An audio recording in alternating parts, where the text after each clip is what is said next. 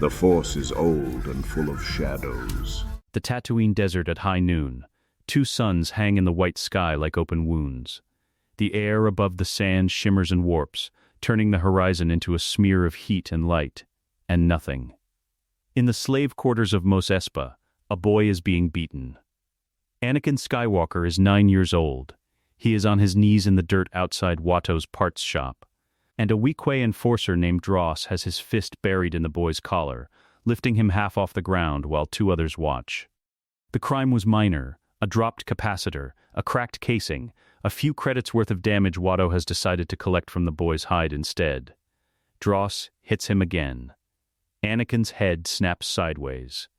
He doesn't cry. He stopped crying at 7. He has learned that tears in Mos Espa are simply more weakness for someone to exploit, and he has run out of things he can afford to lose. He spits blood into the sand. "Look at that," Dross says. He has a voice like gravel in a drain. "Still got teeth." The other two laugh. What happens next takes less than 4 seconds. A figure drops from the awning above. No warning. No sound preceding the landing, just a shadow falling across the dirt, and then a presence that hits the air like a pressure change before a storm. Dross has time to turn his head. He doesn't have time to do anything else. The first blow takes him in the throat. The second breaks something in his knee with a sound like green wood snapping. He goes down. The two others reach for their weapons, and the figure is already between them, not running, not rushing, moving with a fluid economy that makes the distance disappear. And then they are down too, one clutching a dislocated shoulder, the other simply unconscious, face first in the sand. 4 seconds. 3 men. Not a single wasted movement. The figure straightens. Darth Maul is not what the stories make him. He is not a demon. He is not a monster out of myth. He is a lean, coiled thing of absolute precision, red and black skin mapped with Zabrak tattoos, horns rising from his crown like a war crown, gold eyes that take in the boy on the ground with the same flat, measuring attention he gave the 3 men he just destroyed. He is dressed for the desert. Dark wrappings, no armor here, traveling light. His double-bladed saber is on his belt, but he hasn't touched it. He didn't need it. He looks at Anakin for a long moment. Anakin looks back. His lip is split. His left eye is already swelling. He is 9 years old and he is not afraid. He is too tired and too angry to be afraid. And something in the way his jaw is set, bloody, defiant, absolutely unbroken, makes Maul go very still.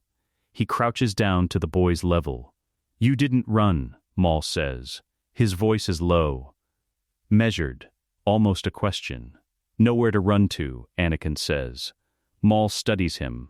The Force is loud around this child, almost uncomfortably loud, a signal strength that has no business existing in a slave boy outside a junk shop on the galaxy's least significant planet. Maul has felt powerful Force signatures before. He has never felt one like this.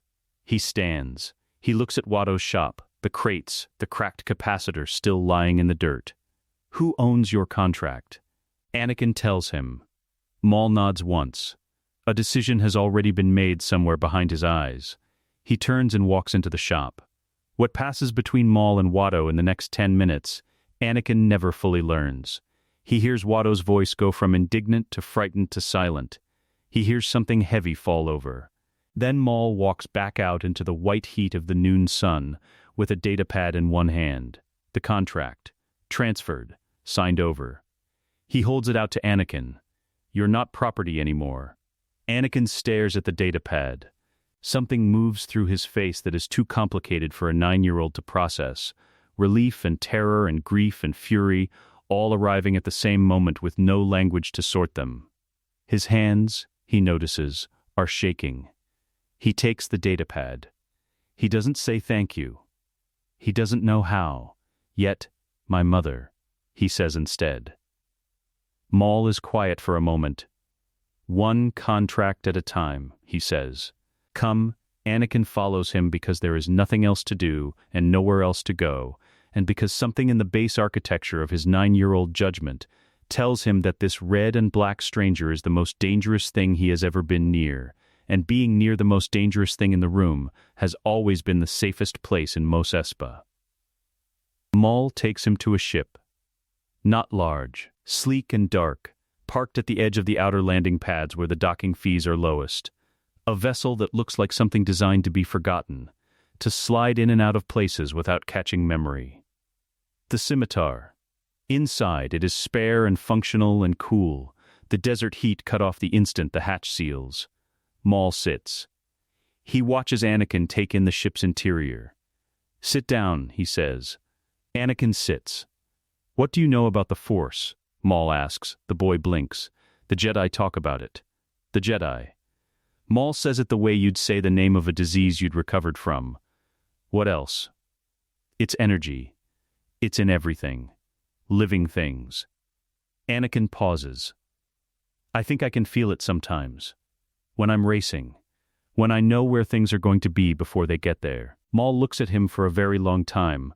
"What you feel," he says finally, "is a fraction of what you are capable of." He leans forward. "I am going to show you the rest."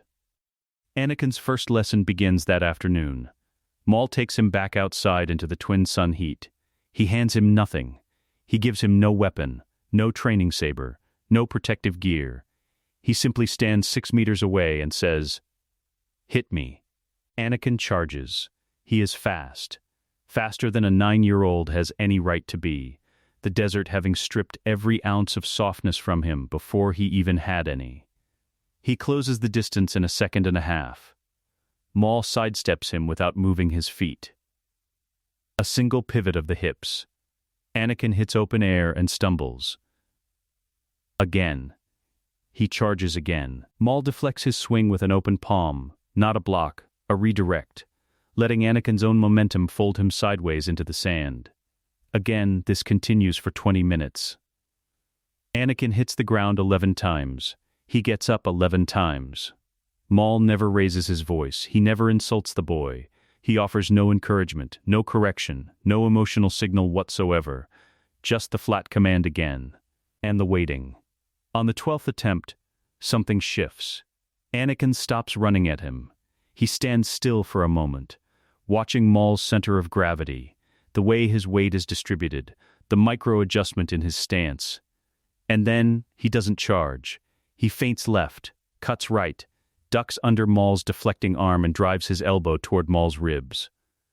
Maul catches his wrist, stops him cold. But there is something different in his expression now. Not approval. Something quieter and more significant than approval. Recognition. He releases Anakin's wrist.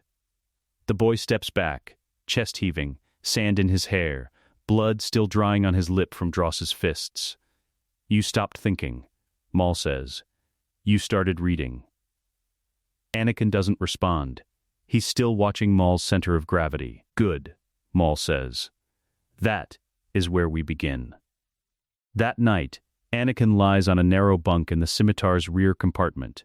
Through the viewport above him, Tatooine's stars are merciless and brilliant, more stars than sky, the kind of sky that makes you feel the smallness of everything beneath it. He thinks about his mother, the contract in his pocket, the red and black stranger who hit 3 men in 4 seconds and then crouched in the dirt to speak to a slave boy like his answer mattered. He doesn't know what Maul is. Exactly. He doesn't know what comes next. What he knows is this. For the first time in his life, someone looked at him and saw something worth keeping. He closes his eyes. In the darkness of the Scimitar, Darth Maul sits at the cockpit, not sleeping, watching the desert breathe. He is already planning what to make of the boy. He does not yet know that the boy will unmake him instead. Will take every lesson Maul pours into him and build something that belongs to neither the Sith, nor the Jedi, nor the Underworld, nor the Republic, but only to itself. He will learn. Mos Espa at dawn. The first sun clears the eastern dunes an hour before the second, and in that window the desert turns briefly, almost cruelly beautiful, amber light cutting long shadows across the adobe towers, the market stalls still shuttered. The streets belonging only to the desperate, and the dangerous, and the ones who prefer their business done before witnesses arrive. Maul walks both suns' worth of heat like it is nothing. Anakin follows 3 steps behind. He has been following Maul for 6 days now. 6 days of mornings like this, moving through Mos Espa before the crowds fill its arteries, Maul observing everything and explaining nothing until he decides to explain it, which is always on his terms and never on Anakin's schedule. The boy has learned not to ask questions that won't get answered. He asks the ones that will. "Where are we going?" he asks. "To finish what I started," Maul says. Anakin processes this. He has learned that Maul's answers are rarely incomplete. They simply require inference rather than elaboration. He thinks about what Maul started 6 days ago in the dirt outside Watto's shop. One contract at a time, Maul had said. His pace quickens without him deciding to quicken it. Watto is already open. The Toydarian hovers behind his counter in the blue morning shadow of his shop's awning, sorting power couplings with his stubby fingers, wings beating their constant irritable blur. He sees Maul and goes very still. He sees Anakin behind Maul and something moves across his face. Embarrassment, maybe, or the cousin of it that exists in species that don't fully process shame. "You again," Watto says. His accent turns it into something almost theatrical. "One more transaction," Maul says. He doesn't stop walking until he is directly in front of the counter. The woman, Shmi Skywalker. Her contract. Watto's wings beat faster. She is not for sale. Everything is for sale. Maul places both hands flat on the counter. He doesn't lean in. He doesn't need to. The question is denomination. Watto's eyes cut to Anakin, then back. He sucks his teeth. "She's my best mechanic." "You want me to just give up my best mechanic? Just like that? And the boy, you took the boy." I didn't argue, I thought fine, the boy is more trouble than he's worth anyway. But the woman is not a mechanic, Maul says.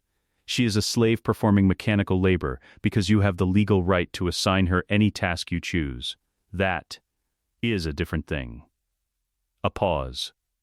"Name your price." Watto names it. It is extortionate. It is the price of a ship, nearly or 2 years of reliable spice revenue, a number chosen to be refused, to end the conversation. Maul pays it. He produces a credit chip from inside his wrappings, places it on the counter, and waits. Watto stares at the chip. The math of it moves visibly across his face. Greed and suspicion arm wrestle behind his eyes, and greed wins, as it always does with Watto, as Maul clearly already knew it would. Anakin watches the contract change hands and does not move, and does not speak. He has learned to read Maul's stillness, and right now Maul's stillness says, "This is already done. There is nothing left to react to. It is simply a matter of waiting for the paperwork to confirm what has already been decided." The datapad passes across the counter.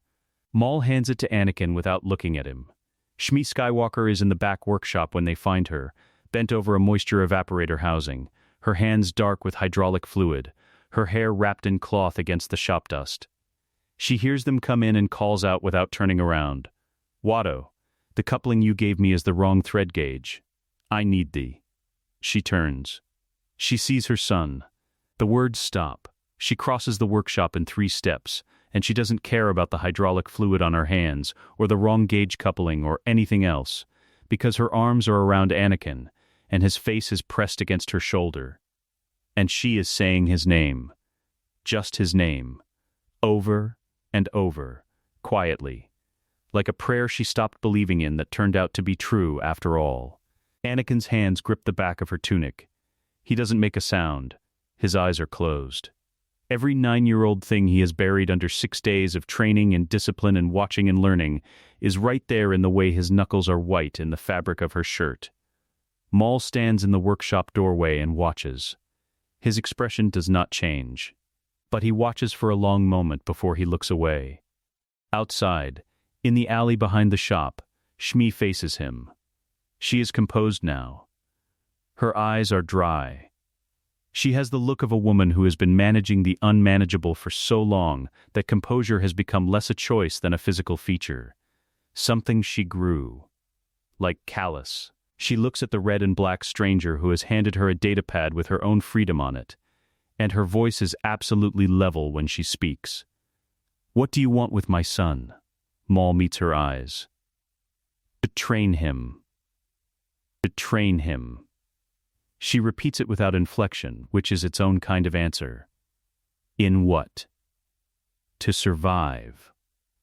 To fight. To use what he was born with. Shmi looks at Anakin, who is standing at the alley's mouth watching them both. She looks back at Maul. He is 9 years old. He was being beaten in the dirt when I found him, Maul says.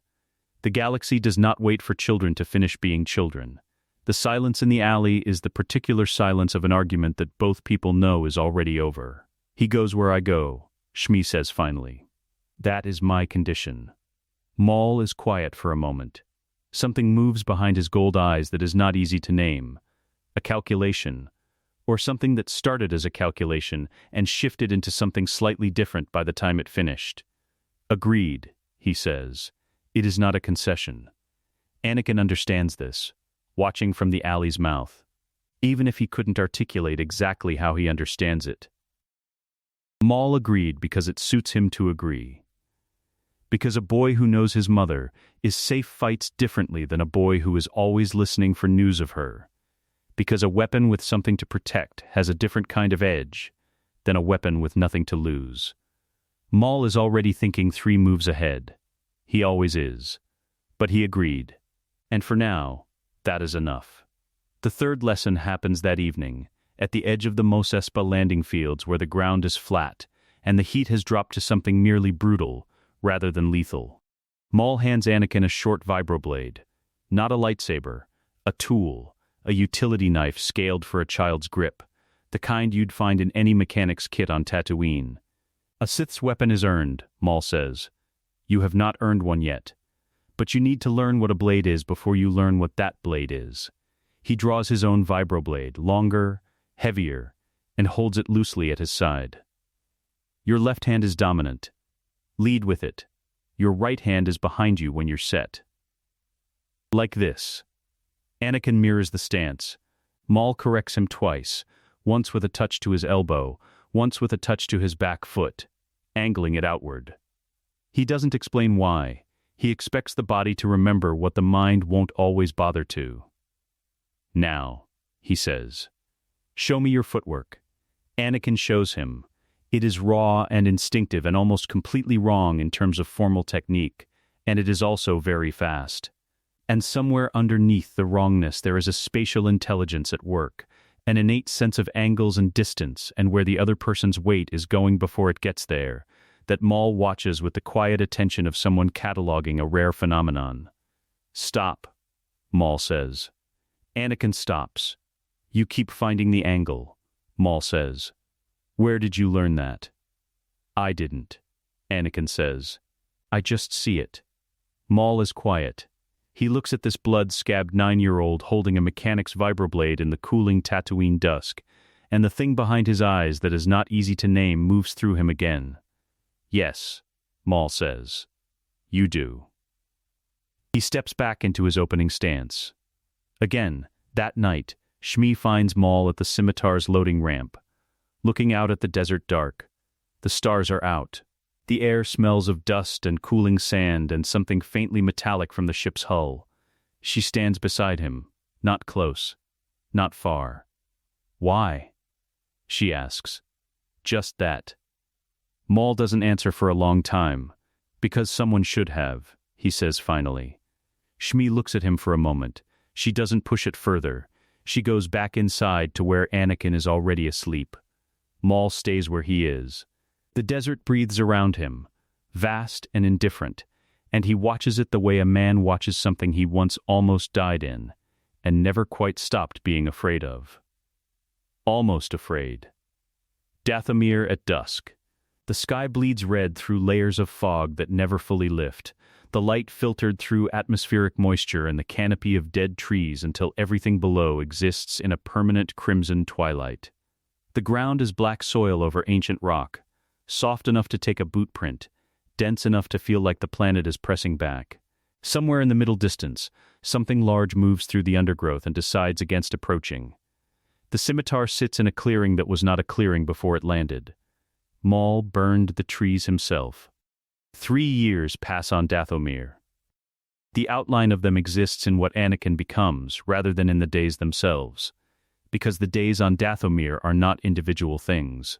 They are a continuous pressure, a forge temperature held steady, and what emerges from them is not the same material that went in.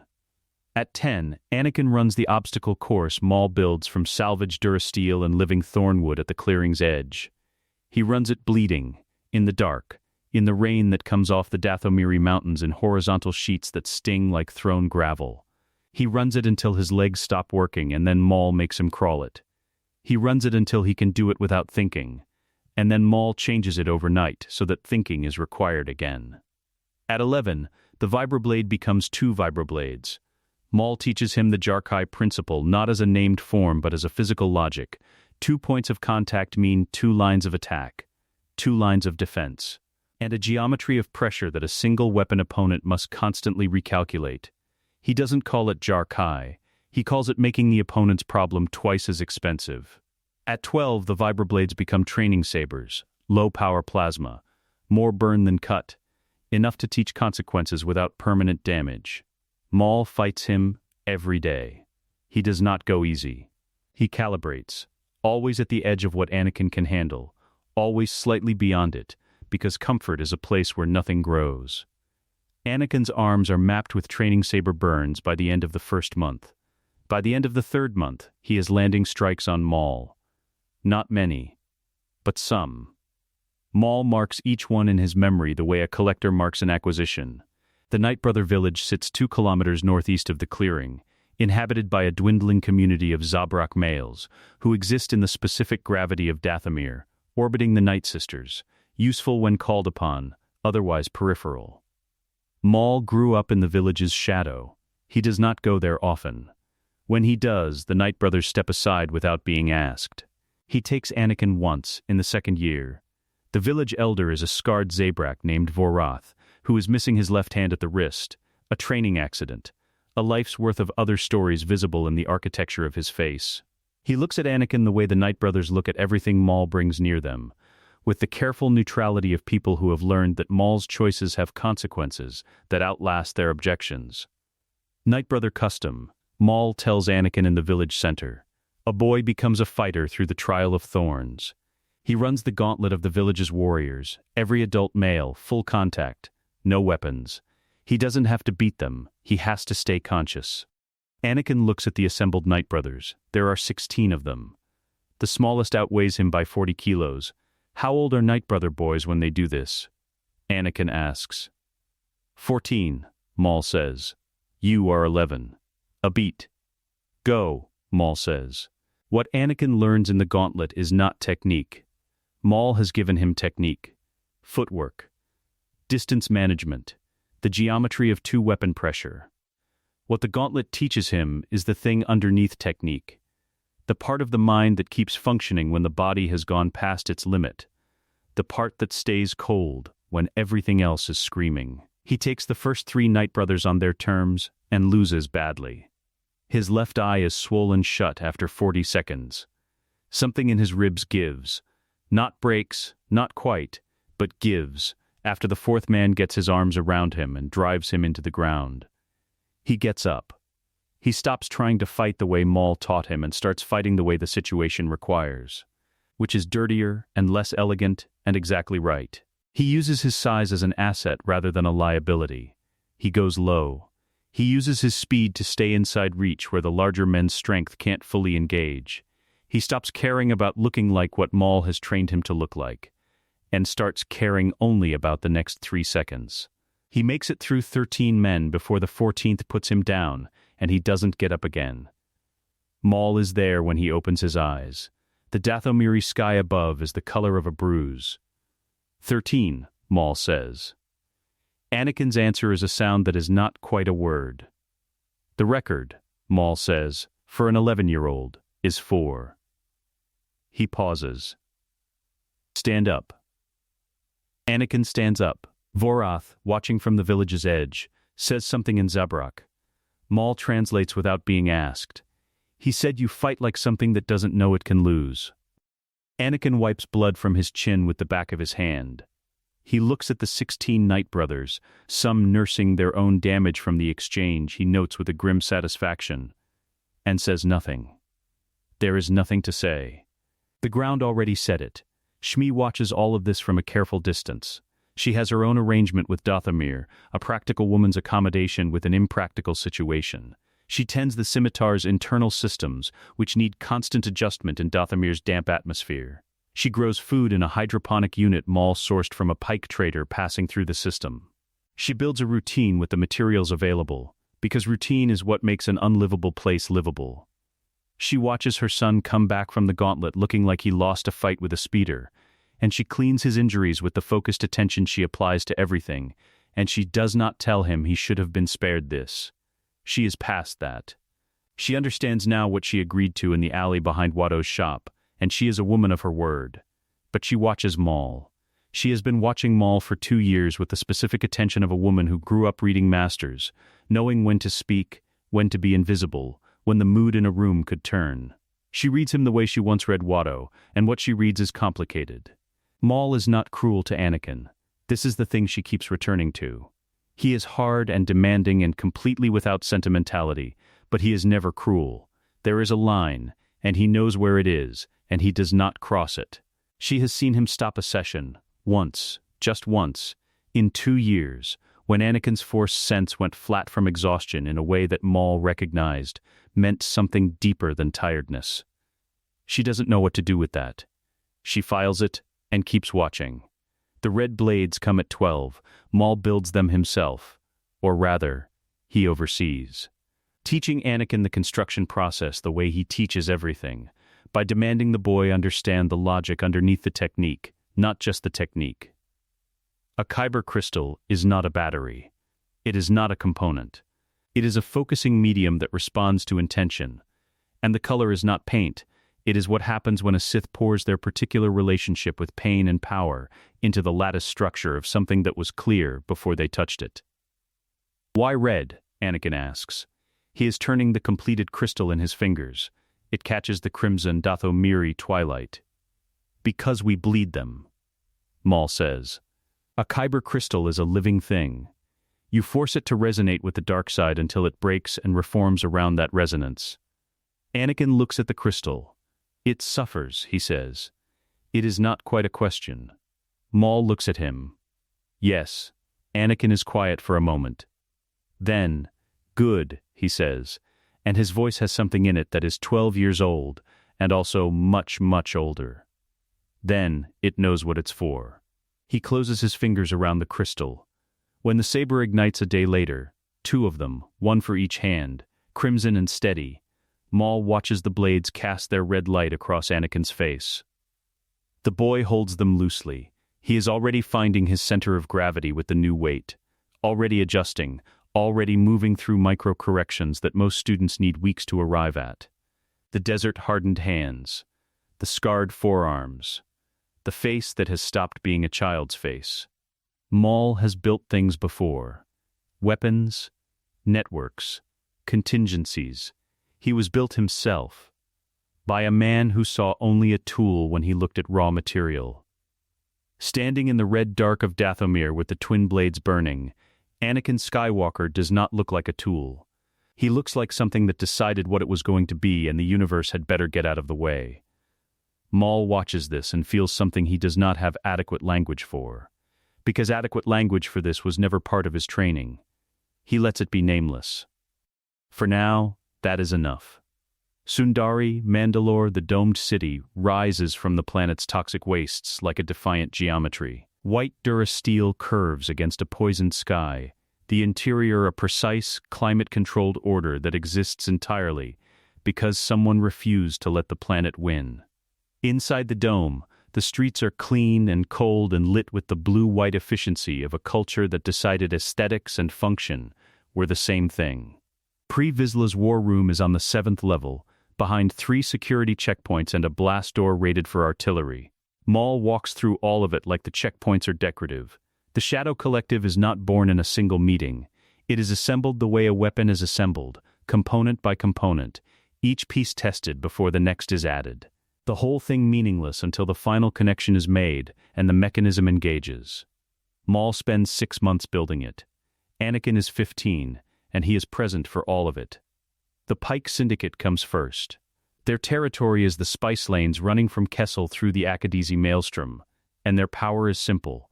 They control the most addictive substance in the galaxy, and they move it efficiently. The Syndicate's patriarch, Lam Pike, meets them on Obadiah in a conference room, with 12 armed guards arranged along the walls. Anakin counts the guards when they enter. He counts the exits. He notes the weight distribution of the patriarch's chair, reinforced floor mounting, a man who has survived assassination attempts and designed his furniture accordingly. He notes which of the 12 guards are watching Maul and which are watching him, and he adjusts his position twice, casually, until he has sightlines to all 12. He doesn't say any of this. He stands behind Maul's left shoulder and says nothing and watches everything. Maul presents the terms. The Pikes retain operational control of the spice lanes.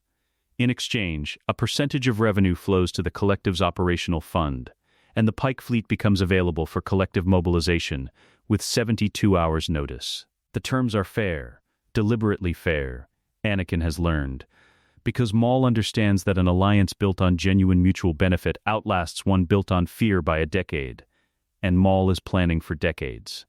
Lam Pike listens. He looks at Maul. He looks at Anakin. He looks back at Maul. "The boy," Lam Pike says, "he has been counting my guards since you walked in." "Yes," Maul says. And if this meeting ends badly," Maul says, "you will lose 8 of them in the first 4 seconds. The other 4 are positioned where he can't reach them immediately. He'll get there, but it will take longer." Lam Pike looks at Anakin again. Anakin meets his eyes and says nothing. 4 seconds, Lam Pike says. "He's fast," Maul says. "Simply, factually, the way you discuss a ship's hyperdrive rating." The Pike Patriarch looks at his guards. He looks at the math. He signs the agreement. Black Sun requires a different approach. The Feline leadership of Black Sun operates from a station in deep space between Ord Mantell and the Bright Jewel system, a fortress dressed as a way station, its defenses known and its leadership deeply. Historically resistant to anything resembling partnership with anyone not Feline. They have refused 3 overtures already, delivered through intermediaries. Maul does not send a 4th intermediary. He sends Anakin. Alone, the boy arrives on a transport running legitimate cargo manifests, passes through Black Sun's security with papers that hold up to inspection because Maul's forgeries are meticulous, and spends 2 hours in the station's commercial district observing the security rotation. He maps it against what Maul's intelligence network has provided. He finds 3 discrepancies between the intelligence and reality. The intelligence is 2 months old, and the rotation has shifted. He adapts. What happens in the Black Sun leadership chamber is something Anakin never describes in detail, not to Maul, not to Shmi, not to anyone. What is known is this: he goes in alone. He is in there for 40 minutes, and he comes out with a signed agreement and a bruised jaw that he doesn't explain, and a look in his eyes that is very old and very steady. The Black Sun Vigos attend the Shadow Collective's first full meeting 6 weeks later. They are punctual. They do not make eye contact with Anakin. Pre-Vizsla is the piece that matters most, because the Mandalorians are not a criminal organization. They are a military force, and military force is the difference between a syndicate and an empire. Vizsla is a broad man with the specific confidence of someone who has never been beaten so badly that the memory changed him. He has the Darksaber on his belt, the ancient black-bladed weapon that carries the weight of Mandalorian history, and he wears it the way people wear things they believe they deserve. He meets Maul in the war room, and he does not offer a seat. "You want my warriors," Vizsla says. "Give me a reason." "Mandalore," Maul says. Vizsla's eyes sharpen. He controls Death Watch, a splinter faction in exile from the current pacifist government's Mandalore. The planet is his obsession and his inheritance, and his humiliation, all 3 at once. "You can't give me Mandalore," Vizsla says. "No," Maul says. "He can." He doesn't gesture toward Anakin. He doesn't need to. Vizsla looks at the 15-year-old standing against the war room's far wall. Anakin looks back. He is not performing menace. He is not performing anything.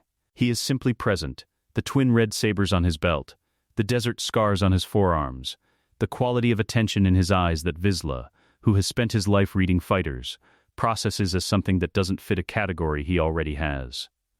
A boy, Vizsla says. A campaign, Maul says. Every Mandalorian warrior, every ship in Death Watch's fleet, combined with the Pike Lanes and Black Sun's financial network and a strike plan I have been building for 4 years. Mandalore's current government falls in 72 hours. I have the intelligence, the access, and the coordination. You have the legitimacy. A Mandalorian must hold the throne for it to mean anything. What I need is your fleet. Vizsla is quiet for a long moment. And the boy? He asks. Leads the ground campaign, Maul says. Vizsla looks at Anakin again. He's 15. He ran the Night Brother Gauntlet at 11, Maul says. Took down 13 men. He fought 2 Black Sun Vigos in a closed room last month and walked out. He has been training under me for 6 years. A pause.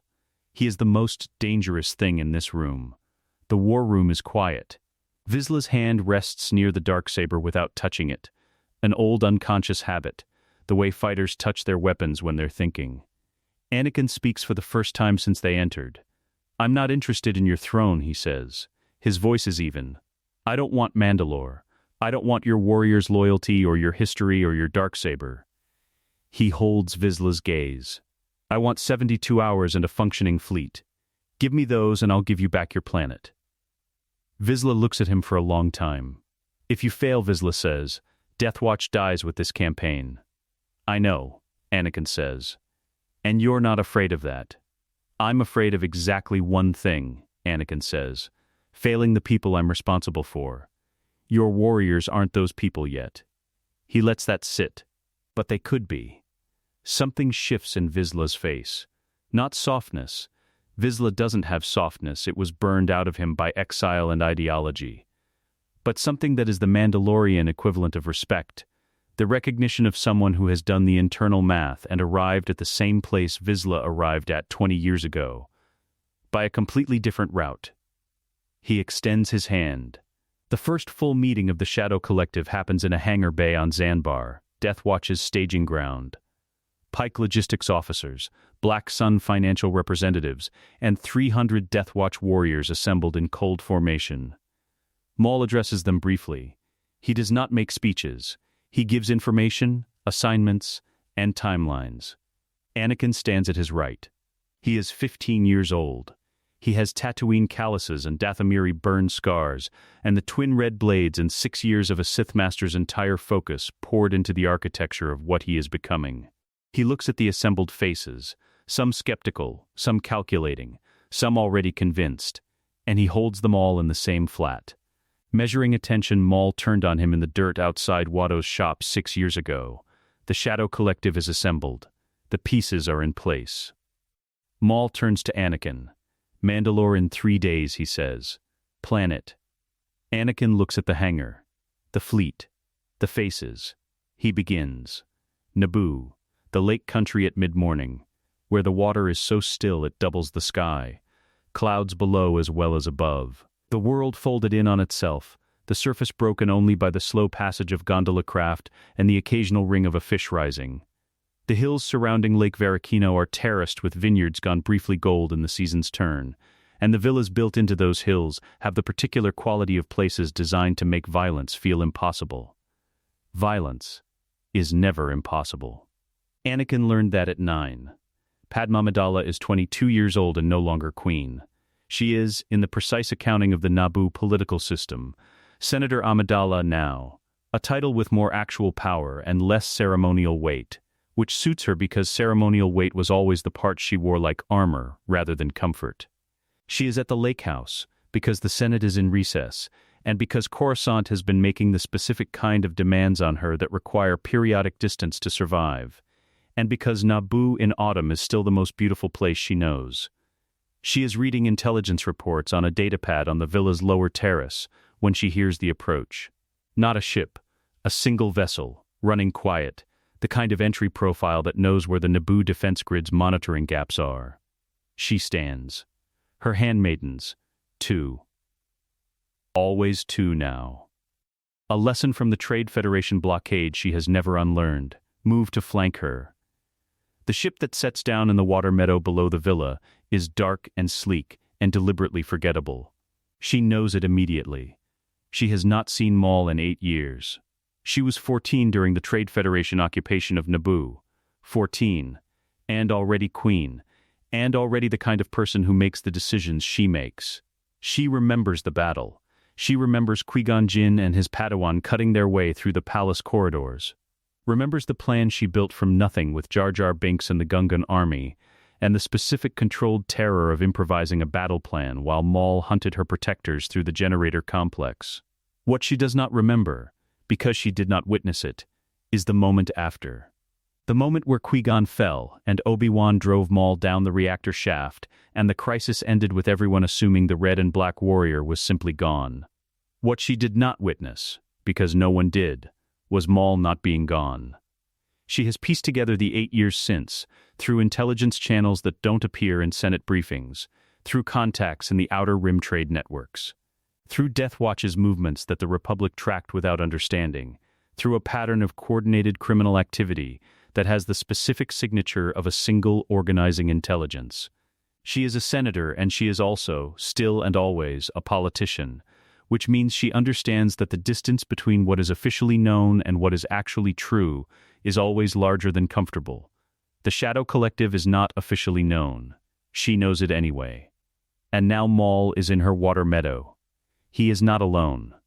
Shmi Skywalker comes down the boarding ramp first. A woman Padme doesn't recognize but reads immediately. Composed, careful, the look of someone who has survived things by paying attention. She carries herself like someone who chose her current situation, rather than fell into it. Then, a young man. Padme's first impression is not threat assessment, though the twin red sabers on his belt register immediately, and file themselves. Her first impression is the eyes, light-colored, startlingly so, set in a face that has been lived in hard and young, a face with Tatooine in its bone structure and Dathomir in its stillness. He is 16. He looks older. He looks at the lake house with the specific attention of someone who walks into spaces and immediately owns them without meaning to. He looks at her. He holds eye contact for a half-second longer than is strictly neutral, and then looks away with the deliberate control of someone who has learned to manage the things their instincts do, without permission. Padme files all of this, and turns to Maul. "You could have sent a transmission," she says. "Transmissions are intercepted," Maul says. "So are ships." Not this one. He looks at the villa, the terrace, the handmaidens behind her. "We need 3 days. The estate is isolated, the Senate is in recess, and you owe me a debt." Padme's chin lifts. "I owe you nothing," Naboo, Maul says. The word sits in the lake country air between them. She was 14. He fought Qui-Gon and Obi-Wan in the generator complex, and he drew them away from her long enough for the plan to work. Not intentionally, not for her benefit, but the result was the same. Naboo didn't fall. She didn't fall. The calculus of owing is complicated, and she knows it, and he knows she knows it. 3 days, she says. And you explain everything. The explanation takes most of the first evening. They sit in the villa's main room, Maul and Padme across from each other, Anakin and Shmi at the table's edges, the handmaidens having been sent diplomatically to other rooms. The lake light comes through the high windows and turns everything amber. Maul lays it out plainly. The Shadow Collective. The Pikes. Black Sun. Death Watch. Mandalore. Taken and held for 8 months now. The intelligence network threaded through the Outer Rim. He does not apologize for any of it, and does not frame it in terms designed for her approval. He presents facts, and lets her make what she will of them. Padme listens without interrupting. This is a skill she has spent 8 years refining. When he finishes, she is quiet for a moment. "You've built an empire," she says. "A counterweight," Maul says. "The Senate won't see the distinction. The Senate," Maul says, "is not the audience I'm playing to." Her eyes move to Anakin, who has been sitting with the specific stillness of someone listening to every word and processing it against some internal architecture of his own. He meets her gaze this time and holds it. "And him?" she asks. He leads our ground operations, Maul says. He's 16. He took Mandalore, Maul says. Simply the way you cite a fact. Padme looks at Anakin. Anakin looks at her. Something moves across his face that is not performance, a flicker of something younger than everything else about him. There and gone. What do you want from me? She asks, addressing him directly. Deliberately, he doesn't look to Maul before answering. She notes this. Nothing, he says. We need 3 days off the grid. After that we're gone, and you never had to know we were here. A pause. The flicker again. You're the senator for Naboo. Yes, she says. Do you like it? The Senate? The question is so unexpected that she almost answers it honestly before she catches herself. Almost, I believe in what it's supposed to be, she says carefully, but not what it is. She doesn't answer. She doesn't have to. The 3 days unspool in the Amber Lake country light. Shmi and Padme find each other the second morning, in the villa kitchen before anyone else is awake. 2 women with a particular habit of filling their hands with tasks before the day demands other things. They don't talk about Maul or the Shadow Collective or politics. They talk about Tatooine, which Padme visited once during a trade delegation and found overwhelming and extraordinary in equal measure. Shmi describes it with the complicated love of someone whose worst years and best person both came from the same soil. Padme watches Anakin spar with his shadow on the Water Meadow's lower tier. Moving through forms with the red training sabers powered down, the weight and muscle memory of it carrying him through sequences that are too fast and too fluid for someone who learned them. How is he? She asks Shmi. Shmi is quiet for a moment. He is becoming what he's being made to become, she says. And he's choosing it. Both things are true. Padme absorbs this. Is he happy? She asks, and then feels the inadequacy of the question the moment it leaves her mouth. Shmi looks at her son, moving through the forms in the morning light. He knows what he's for, Shmi says. For a boy who grew up not knowing if he'd be sold to someone worse next week. She pauses. That's not nothing. On the third evening, Anakin finds Padme alone at the terrace railing, watching the lake go silver in the failing light. He stands beside her. Not close, not far. We leave tomorrow, he says. I know, she says. The lake breathes below them. Somewhere across the water, a bird calls once and goes quiet. I won't tell anyone you were here, she says. I know, he says. She looks at him. He is looking at the lake, the silver and the dark. The doubled sky folding light into the water. Be careful, she says. She doesn't know why. It is not the political calculation speaking. It is something older and less manageable than political calculation. Anakin looks at her. The lake light in his eyes, the stillness underneath the stillness. You too, he says. He goes inside. Padme stays at the railing a long time after he is gone, looking at the lake, feeling the specific weight of a thing that has no name yet but has already taken up space. She files it. She does not discard it. Coruscant at midnight. The planet city never sleeps, but it changes registers, the daytime bureaucratic hum replaced by something lower and more honest. The upper-level traffic thinning while the undercity fills with the commerce that doesn't survive daylight. From 500 stories up, the lower levels are just aglow, orange and red, like looking down at something volcanic. Dooku's penthouse occupies the crown of a residential spire in the ambassadorial sector. Clean lines. Understated wealth, the kind of residence that announces its owner has refined taste and unlimited resources and considers ostentation a form of weakness. Anakin studies it from a rooftop 300 meters east and thinks about entry vectors. The intelligence came through a pike contact embedded in the Coruscant spice distribution network. A name, a location, a schedule. Count Dooku, separatist leader and secret Sith Lord, maintains a private residence on Coruscant that appears in no official registry. He uses it when Senate business requires his presence as a former Republic citizen, moving through the city under the legal cover of his Sereno title, while coordinating separatist activity through encrypted channels that the Republic's intelligence services have been chasing for 3 years without catching. Maul recognized the signature before Anakin finished reading the report. Dooku's coordination patterns have the specific architecture of Sith planning, patient, layered, always 3 contingencies deep. He had stood in the scimitar's war room looking at the intelligence packet for a long time. Then he said, "This is yours." Anakin had looked at him. "Solo," Maul said. "No support. You plan it. You execute it. You extract yourself." "Why solo?" Maul met his eyes. "Because Dooku is the most dangerous man you have ever been in a room with, and I need to know if you're ready." Anakin had looked at the intelligence packet. The name. The location. The schedule. "What do you want from him?" he asked. "His files," Maul said. "Everything on the Separatist command structure, the financial networks, the Senate contacts, whatever he has on his master." A pause. "And then I want him gone." Anakin took the packet. "Give me 4 days," he said. "The reconnaissance takes 2. Coruscant is not Mandalore. There is no battle plan here, no fleet, no coordinated ground campaign. There is one building, one target, and the negative space around them that Anakin maps with the patience Maul spent 6 years building into him. He identifies the security rotation, the droid patrol intervals, the single blind spot in the penthouse's external sensor grid that exists because the architect prioritized the view over the coverage, and Dooku has never fixed it, because he has never needed to. He picks the entry point.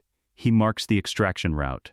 He identifies the 3 things most likely to go wrong, and builds contingencies for each.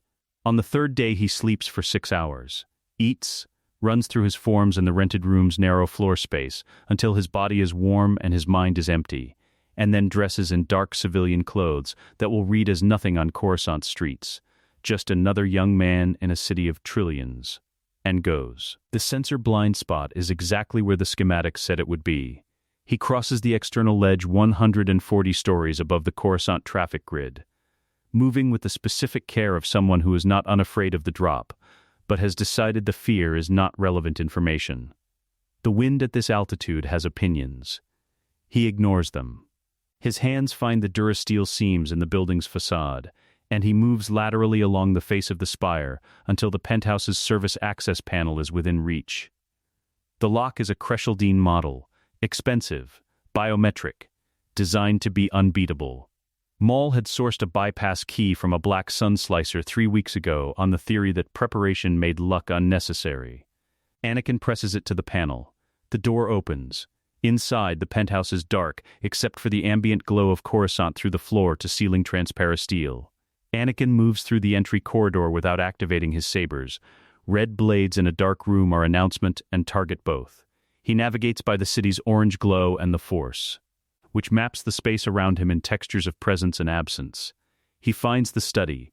The files are in a data vault behind a Sereno hanging, a tapestry, old enough to be an heirloom, concealing the vault with the arrogance of someone who believes their sanctum is beyond breach.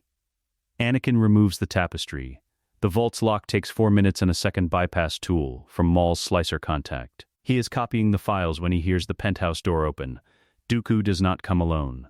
2 BX series droid commandos enter first, moving with the coordinated efficiency of machines built for exactly this kind of work, the Republic's most wanted kind of droid. Sleek and fast, and carrying the electrostaffs that have ended more than one Jedi's evening without ceremony. Anakin is already behind the study's interior wall when the lights come on. He listens. Dooku's footsteps are unhurried, a tall man's measured stride, someone accustomed to arriving and having rooms rearrange themselves to acknowledge him. He hears him stop in the entrance corridor. A pause, long enough to be deliberate. "Whoever you are," Dooku says. His voice is a precise instrument, each word placed with the care of someone who learned rhetoric before combat. "You've touched the vault." The floor sensor registered the weight differential when the tapestry was moved. Another pause. "Come out. This is tedious." Anakin steps out of the alcove with both sabers in hand, unlit. Dooku looks at him. He takes in the twin sabers, the dark clothes, the age, the precise, unhurried assessment of someone cataloging threat data. His expression does not change. "A child," Dooku says. Not dismissively.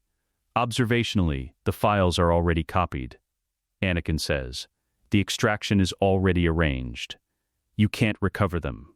He holds Dooku's gaze. Walk away.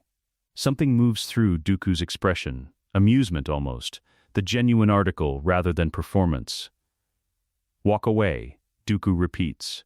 He looks at the droid commandos flanking him. Back at Anakin. From my own residence. His lightsaber ignites. Curved hilt, crimson blade, one of the few other red blades Anakin has encountered. And unlike the training sabers, this one has 40 years of a master's use behind it. You have the files, Dooku says. You were instructed to retrieve them and extract, but you're still here. He tilts his head. Why? Anakin ignites both blades. Because the job isn't finished, he says. Dooku is better than anyone Anakin has ever fought. This is the first thing he establishes, 3 seconds in. Better than Maul's calibrated training sessions. Better than the Night Brother gauntlet. Better than Vizsla's Death Watch veterans on Mandalore, who came at him with the full intent of seeing how much damage the Shadow Collective's enforcer could absorb before he stopped. Dooku's form is Makashi, second form, duelist's discipline, built for precision and economy in the specific context of lightsaber versus lightsaber combat. His footwork is minimal, his blade movements are small and exact, he generates no wasted energy. He fights the way a surgeon operates, the minimum intervention necessary to produce the desired outcome. The droid commandos are the problem. They work the angles while Dooku holds the center, the electrostaffs probing for openings in Anakin's guard with mechanical patience. Anakin burns through the first one's staff with a crossing slash from his right blade, and then turns the momentum into a kick that drives it back into a cabinet hard enough to put it down. The second one gets its staff locked between his crossed sabers, and he drives his knee into its chassis and tears the staff free and throws it at Dooku. Dooku deflects it without looking, of course, but he has to move to do it. And moving means his blade position shifts, and Anakin is already inside the distance. The fight in close quarters is different. Makashi loses efficiency when the dueling distance collapses. It is built for the measured space between two opponents, not for someone willing to take damage to remove that space entirely. Anakin takes a burn across his left forearm that he will not process as pain for another hour. He drives his right saber at Dooku's center and forces him to redirect twice. 3 times. The old man absorbing the pressure with remarkable economy, but absorbing it nonetheless. Dooku's boot catches him in the sternum and sends him across the study into the wall. The impact is considerable. Anakin is back on his feet before the wall stops vibrating. Dooku looks at him. Something has changed in his expression. Who trained you? He asks. The composure is intact. Something underneath it is not. Anakin charges. The second exchange lasts 11 seconds and ends when Anakin gets his left blade past Dooku's guard and takes his saber hand at the wrist. Dooku does not scream. He goes very still. He looks at his hand on the study floor, the crimson blade extinguished, and then he looks at Anakin standing over him, with both red sabers burning. And his expression is the expression of a man revising his model of the world. Who? He says again. His voice has changed registers. Something real in it now. Who trained you? Anakin looks down at him. Someone you abandoned, he says. He brings the blade down. The scimitar lifts off Coruscant's upper landing grid 17 minutes later. Clean exit. 0 intercepts. The data vault's files are on a crystal in Anakin's jacket pocket. He sits in the co-pilot's seat and watches Coruscant's lights shrink below them as they climb toward hyperspace. And he holds his left forearm. The burn is introducing itself now, the hour's delay ending. And he thinks about nothing in particular, which is the specific mental state of someone who has just done an irreversible thing and is waiting to find out what he feels about it. Maul comes in from the rear compartment. He looks at the burn on Anakin's arm. He looks at Anakin's face. The files? He says. Anakin hands him the crystal. Maul takes it. He looks at it for a moment. Something moves through his expression that is not surprise. Dooku? He says. Gone, Anakin says. Maul looks at him for a long moment. Then he sits down. Good, he says. The stars outside the viewport stretch and blur as the scimitar makes the jump. Anakin watches them go and leans his head back and closes his eyes.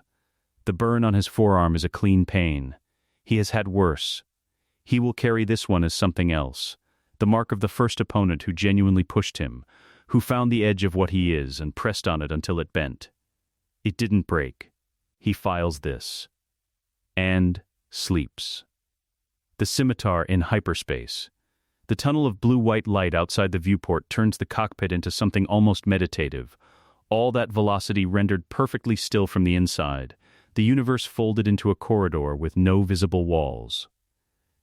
It is the only place in the galaxy where Maul consistently sleeps. He is not sleeping now. He sits at the war table in the ship's midsection with Dooku's data crystals arrayed before him, their contents projected in layered blue light above the table's surface. Schematics, financial ledgers, encrypted Senate correspondence cross-referenced with separatist command codes. The architecture of a shadow war made visible, spread across a table in a ship moving through hyperspace. And Maul has been sitting here for 6 hours reading it the way a man reads something he has been waiting his whole life to find. Anakin wakes from 4 hours of unconscious sleep, not rest, unconsciousness, his body collecting a debt, and comes forward and stands at the table's edge without speaking. Maul looks up. "Sit down," he says. They go through it together. The separatist command structure is extensive and deliberately compartmentalized. Dooku built it so that no single piece of intelligence could expose the whole, each cell knowing only what it needs to execute its function. The financial networks run through 14 different banking institutions across 3 sectors, each one individually compliant with Republic law. The sum of them a money movement system of breathtaking sophistication. The Senate correspondence is worse, not in volume but in implication. 12 senators. Names Anakin doesn't recognize, but Maul reads with the flat attention of someone confirming what he already suspected, each one receiving payments through third-party cutouts that would take a Republic intelligence team years to untangle. And then the encryption breaks on the final partition, and the files underneath it are different in character from everything else. Fewer documents. More precise. The kind of files someone builds not for operational use but for personal record, kept because knowledge is power, and Dooku was the kind of man who never let go of leverage, even leverage he didn't need yet. Maul reads them. His face does not change.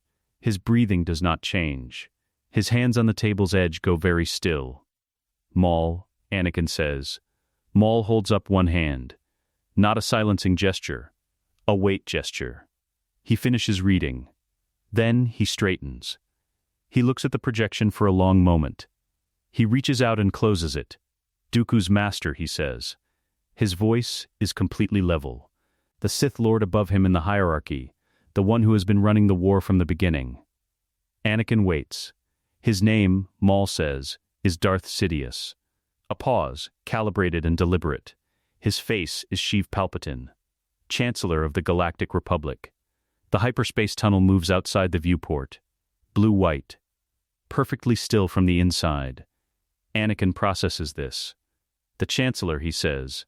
Yes, he's been running both sides of the war. Since before the war, Maul says. The Trade Federation's blockade of Naboo.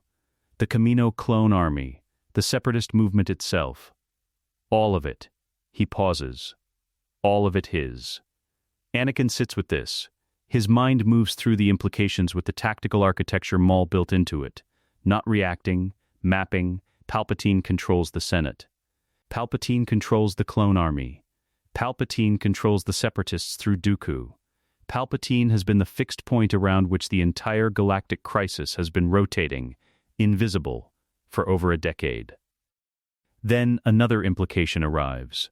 Slower, heavier, Naboo. Anakin says. Maul looks at him. The blockade, Anakin says. Qui-Gon and Obi-Wan were sent to Naboo because of the blockade. Qui-Gon found my mother and me because of the blockade. He stops. Something cold moves through his chest. Palpatine manufactured the crisis that put us all in the same place. Maul is very still. If there's no blockade, Anakin says, Qui-Gon never comes to Tatooine. You never come to Tatooine. My mother and I are still. He stops again. The thing in his chest settles into a specific shape. Not rage. Rage is hot, and Anakin has learned to run cold. This is the cold version of rage. The kind that doesn't burn itself out. the kind that calculates. He didn't know we existed, Anakin says. He manufactured the circumstances, and we were an accident inside them. Yes, Maul says, but my mother is safe because of those circumstances. Yes, Maul says. Cause and consequence do not negotiate. He looks at Anakin. What he built, we have been living inside without knowing it. The question now is what we do about the architect. Anakin stands and walks to the viewport. The hyperspace tunnel moves around the ship. He looks at it for a long time. There's something else, he says. Not a question. Maul watches him. You knew him, Anakin says. Sidious before, the silence in the ship is the silence of something that has been waiting to be addressed. He was my master, Maul says. Anakin turns from the viewport. He looks at Maul, really looks at him, with the full attention he usually reserves for opponents, the attention that reads weight distribution and tells him where things are going before they get there. He reads Maul's face, the stillness in it, the quality of the stillness.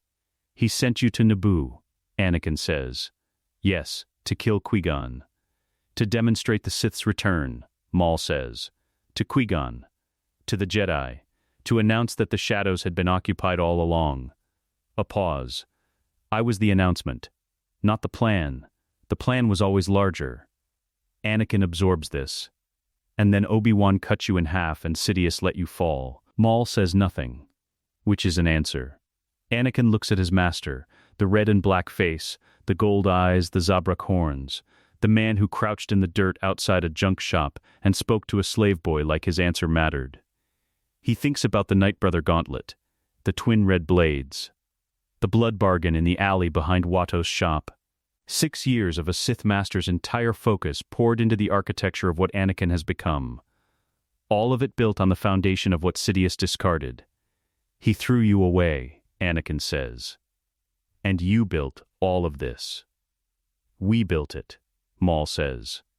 Anakin holds his gaze. Something passes between them that doesn't need language. They make the decision the way they make all decisions, not with ceremony, not with debate, but with the flat pragmatic efficiency of people who have established their logic and follow it to its conclusion. Sidious is the threat. Sidious controls the Republic's military through the clone army. The clone army has inhibitor chips. This is in Dooku's files. A clinical notation in a document detailing the behavioral modification program that Sidious commissioned on Kamino alongside the army itself. When the order comes, every clone will execute it without hesitation, and the Jedi will die in a single coordinated action across the galaxy. Maul reads this section twice. The second time his jaw tightens once, and then releases. He never changes his methods, he says. The contempt in it is compressed and very old. A loyal instrument, used until it isn't needed, and then a kill switch to remove the evidence. The clones don't know, Anakin says. No, they're going to die for a man who already decided they were disposable. Everyone in Sidious's orbit, Maul says, is already scheduled for disposal. The question is the order of operations. Anakin looks at the files, the inhibitor chip schematics, the Order 66 command designation sitting in Dooku's personal records like a footnote. Padmem is a sitting senator, he says. His voice is even. He has learned to hold the things that matter in an even voice, because an uneven voice costs you the room. Maul looks at him. Yes, Sidious's orbit includes the Senate. Yes, then we move before he does. Anakin says, not a question, not a proposal, a statement of the logical conclusion. Maul looks at him for a long moment. Anakin makes the case with the systematic clarity of someone who has been waiting, without knowing it, for exactly this argument to become necessary. He lays out the position, the timeline, the assets, the window. Death Watch fleet at full mobilization. Pike Logistics networks at operational capacity. Black Sun financial disruption of the Republic's supply chains to degrade their response capability. A siege planned and executed before Sidious can activate the clone army's contingency programming. He speaks for 8 minutes without stopping. When he finishes, the war table is covered in projection lines and fleet positions and timeline markers. Maul looks at it all. You're not doing this for power, he says. No, Anakin says. "You're doing it for them. Your mother, the senator." Anakin meets his eyes. "I'm doing it because he built the circumstances that made us, and then he left us in them. And I am not going to wait for him to remember we exist and decide we're inconvenient." Maul is quiet for a long time. He looks at the projections. He looks at the fleet positions. He looks at this 17-year-old who took Mandalore at 15, and Dooku at 17, and who is now standing at a war table in hyperspace, making the strategic case for a siege of Coruscant with the cold. Systematic clarity of a commander who has done the internal math and arrived at the answer before he started speaking. He looks at what he made. What they made. "Agreed," he says. He reaches out and closes the projections, opens the communication system. The fleet commanders will need 48 hours notice minimum. The mobilization sequence has 12 steps. "We begin," Maul says tonight. Anakin sits down across from him. He pulls the war table's controls toward him. He begins. Outside the viewport, the hyperspace tunnel moves around them. Blue-white, perfectly still from the inside. The universe folded into a corridor with an ending they are now moving toward at maximum speed. On Coruscant, Sheev Palpatine sits in his private office at the apex of the Senate building. The city spreads below him in every direction. 10,000 stories of light. The beating heart of the Republic he has spent decades engineering toward his ownership. He is meditating. He does this every evening, not from spiritual discipline but from the practical necessity of maintaining his force concealment across a city of 1 trillion souls, each one a disturbance in the current that must be filtered and catalogued. He feels Dooku die. Not the physical fact of it, the force signature, the specific extinction of a powerful presence that has been a fixed point in his awareness for 15 years. It goes out like a light. Instant, clean, Palpatine opens his eyes. He sits very still. Outside, Coruscant burns with its 10,000 stories of light. He looks at it without seeing it. Dooku's presence was many things. Useful, sophisticated, ultimately temporary, as all apprentices are. He had already begun evaluating replacements. This is not distress. What is distress, what moves through him with the rare, genuine character of actual alarm, is what he felt in the force signature of Dooku's extinction. The instrument of it, the power behind the killing blow, it was not a Jedi. He knows every active Jedi's force signature in the way a chess player knows the board. It was something else, something with a magnitude he has not felt since he last sensed a boy on Tatooine, 8 years ago, before the child disappeared into the Outer Rim and vanished from his awareness entirely. Palpatine sits in the dark of his office, and the 10,000 stories of light move outside his window, and for the first time in 15 years, he feels something that requires a moment to identify. He is not the only one who has been planning. Zonbar, the Shadow Collective's primary staging ground at the edge of the Mandalorian sector. A moon cold enough to keep the air sharp and the mind sharper, its surface a landscape of black rock and frost-gray scrub that catches the light of its parent planet in long silver sheets across the terrain. The base is carved into the moon's northern plateau, hangars cut directly into the rock face, the whole installation designed to read as geological formation from orbit. Inside, it is warm, purposeful, alive with the specific energy of a military organization on the edge of deployment. Anakin doesn't sleep. He has been at the war table for 11 hours when Maul finds him. The table's surface is covered in projection layers, Coruscant's orbital defense grid mapped over the Senate District's ground security rotation, mapped over the Republic Navy's standard response protocols extracted from Dooku's files. He has been cross-referencing them against the Shadow Collective's fleet capacity, running attack vectors and withdrawal routes and contingency branches. And the table looks like the inside of a mind that doesn't know how to stop. Maul stands in the doorway for a moment. He looks at the projections. He looks at Anakin. "When did you last eat?" he says. "This morning," Anakin says, without looking up. "It's 3 a.m. "Yesterday morning," Anakin says. He moves a fleet position marker and 2 response timeline branches recalculate automatically. The Republic Navy's standard intercept protocol runs on a 20-minute delay from the outer defense grid to the Senate District. That's our ground window. If the orbital engagement keeps their attention for 30 minutes, which the Death Watch fleet can sustain, I've run the numbers twice, we have 10 minutes of buffer inside the Chancellor's building before the first response unit reaches our position. Maul walks to the table. He looks at the projections. "Show me," he says. They work through the night. The plan that emerges by dawn is not elegant. No siege plan is elegant when the target is the capital of a galactic republic, with a standing army and a navy and a Jedi Order that will read a direct assault on Coruscant as an existential provocation. Elegance is not the point. The point is speed, concentrated force, and the specific advantage of being the only people in the galaxy who know exactly what Palpatine is, and can therefore predict precisely how he will respond. 3 threads. Simultaneous. Thread 1. The Death Watch fleet, supported by Pike logistics vessels repurposed as heavy carriers, engages the Republic Navy in Coruscant's orbital space. Not to win, to occupy, to force the Republic's naval command to commit their response assets to the orbital engagement and keep them there. Pre Vizsla commands this personally, which Anakin suggested specifically because Vizsla's tactical instincts run toward aggressive forward pressure, and that is exactly what the orbital engagement needs. Thread 2. A Black Sun-coordinated ground operation targets the Republic's Senate District communication arrays simultaneously with the orbital engagement. Cutting communications doesn't stop a military response, but it degrades coordination, introduces the 12 to 15-minute decision lag that happens when commanders can't talk to each other, and buys the strike team additional seconds at every stage. Thread 3. Maul and Anakin, with a 6-person escort from Death Watch's veteran corps, board the Senate building directly. They go for Palpatine. Everything else is architecture around this single point. The Jedi will respond, Maul says. Yes, Anakin says. Kenobi, Windu, possibly others. We don't kill them, Anakin says. Maul looks at him.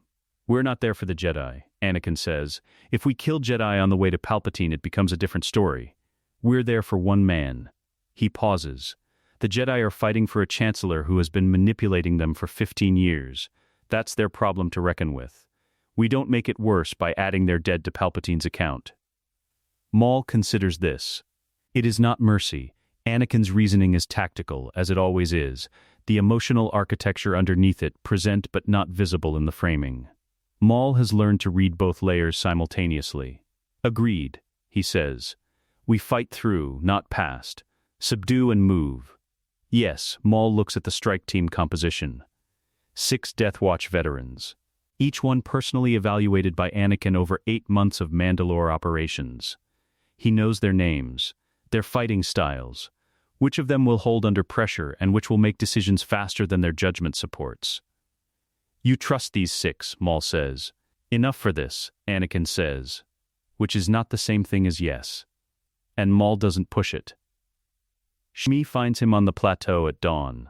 He is sitting at the rock face's edge where the frost-gray scrub gives way to open air, and the parent planet hangs in the sky like a bruised moon, enormous and close, its cloud bands moving in slow arcs above the Terminator line. The cold is considerable. He hasn't put a jacket on. She sits beside him. She has brought 2 cups of something hot from the base kitchen, and she puts one in his hands without asking if he wants it, because she knows he will accept it without thinking and reject it if she asks. He wraps his hands around it. They sit. Padma's on Coruscant, he says. I know, Shmi says. She's been there for 2 weeks.